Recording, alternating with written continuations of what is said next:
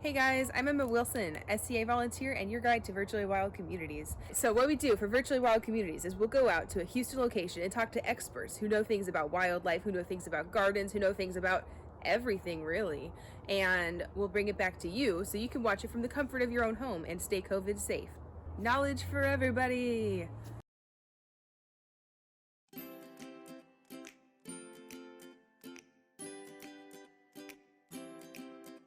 My name is Jennifer Garrison, Education Director at Mercer Botanic Gardens. So welcome to my vegetable garden here at Mercer.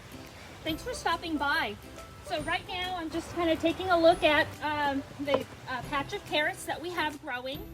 On October 6th, we had some children and their parents coming out to help us plant some carrot seeds, and this was the patch that they helped us plant. And I'm just going to take a look and see if any of these carrots are ready to harvest. What they did was they took seeds. You can go to a store, any of your local nurseries. All right. And in my hand are some carrot seeds. They're very tiny, very light.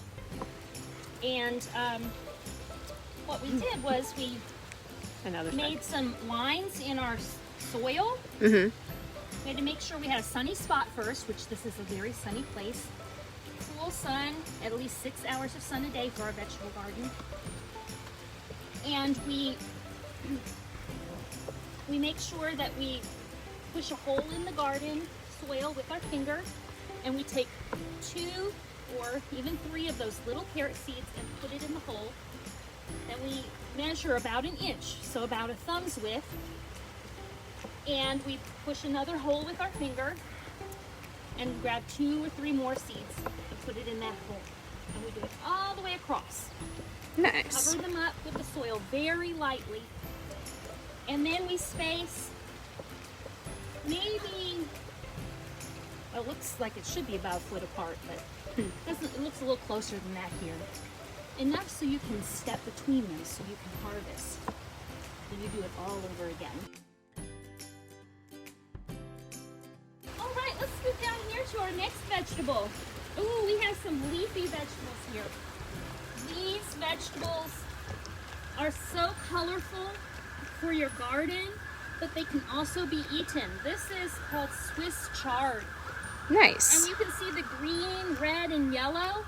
You can add this to a salad, or you can cook it up. You can cook it up in some oil, like olive oil and other vegetables. You can add it to an egg dish, like an egg casserole, and it really adds some good color and some good vitamins to your dishes. But what we do when we want to harvest these is we take the leaves from the outside. So you just cut them straight off the plant? You can cut them straight off the plant. And we would take only what we want for that particular meal and leave the inside alone so that it can keep growing and producing more leaves for the next time around. Cool. So again, that's called Swiss chard, a leafy green vegetable. Okay, so these are a type of radish, and this is called a daikon radish. So daikon radish, and let me show you the seeds because these seeds are a little bit bigger than the carrot seeds. All right. Okay, so they're a little bit bigger. We planted the daikon radish the same day we planted the carrots. The daikon radish takes about 75 days to harvest, so it's not going to be ready till about Christmas time. But I just wanted to show you, I'm not going to harvest any of these right now because I know they're not ready, but I do want to show you what a daikon radish would look. The top is gone. I bought this at a grocery store, so they're going to cut the top so it doesn't get gross in the grocery store. But this is what a daikon radish would look like. That's the root. So it's a root vegetable. So it's a pretty big radish. It's a very spicy radish. You can slice it up, put it in a stir fry like an Asian dish maybe, stir fry it. You can eat it raw in a salad. You can roast slices of it. You can roast it up and season it with some salt. Okay, but over here, these might be some radishes that you're more familiar with. So these were also planted on the same day as the carrots and the daikon. These are Easter egg radish. That's just the variety called Easter egg. And these only need about 30 days to harvest. And so I'm going to look at the radish to see if it's ready to harvest. And I would know it was ready if the little red radish was popped up out of the soil.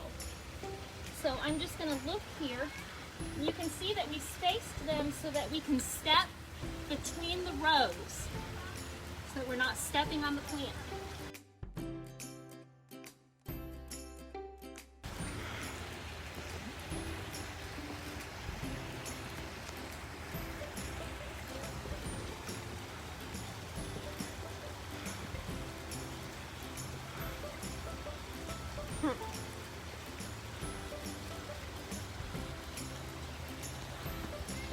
There were a couple that were already popped out of the ground. Nice. Oh my gosh, that little round one's so cute. This one's more purple and this one's more red.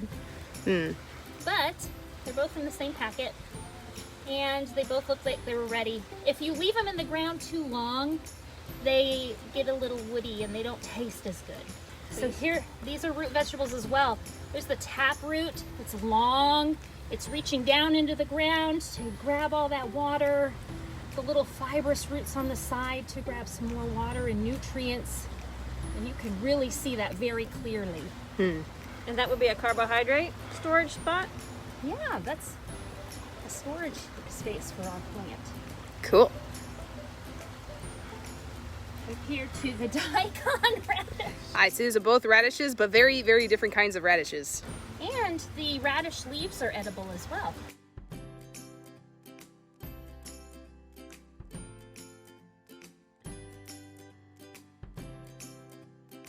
Here we have a trellis system set up, and these are for our snow peas, and you can see the snow peas are just coming up.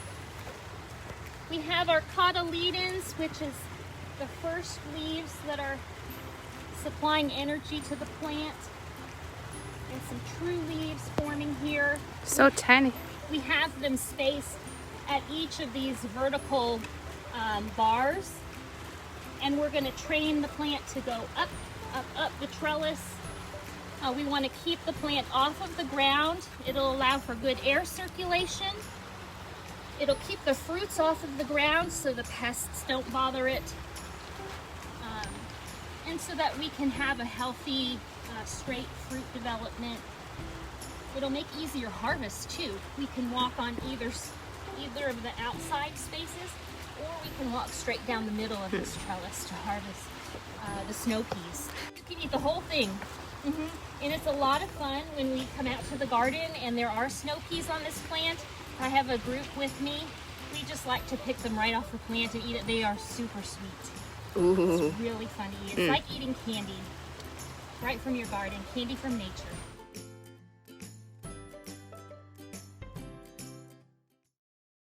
Hey guys, hope you enjoyed the video.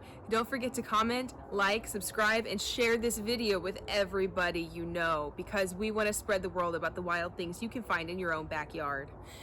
If your curiosity has not been sated yet, don't forget to check our description for book descriptions. We have a partnership with Houston Public Library, and they can get you even more books on this topic, and also to visit our website at hereinhouston.org. Thank you guys. Bye.